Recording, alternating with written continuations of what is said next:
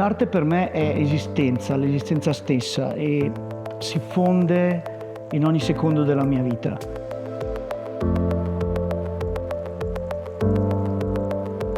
Il mio stile artistico nasce proprio dalla mia idea di essere artista contemporaneo. Fin da subito il mio interesse è sempre stato quasi sociologico, anche da bambino. Cercare con l'arte di decodificare e tentare anche di spiegare queste problematiche sociali che vanno a spingere per questa mia idea di attivismo ecologico, in qualche modo ambientalista. L'arte deve essere parte del mondo e non può stare in disparte, anzi può comunicare problemi complessi come ad esempio il cambiamento climatico in modo molto simbolico e metaforico e renderlo veramente più accessibile rispetto ai dati scientifici.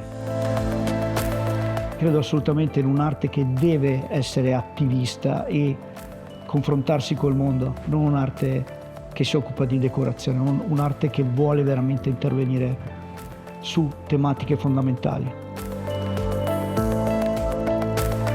Le opere sono molto tecnologiche, però sono anche in simbiosi con la natura, nel senso che si muovono anche nel landscape.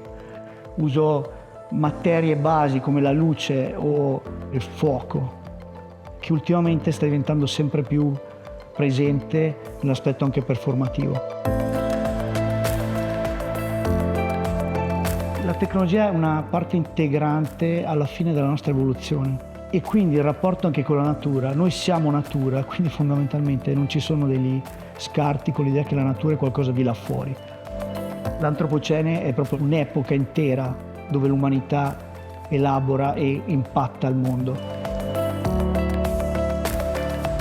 L'opera Rorschach Grass rappresenta esattamente questa natura mutata, trasformata e modificata addirittura geneticamente.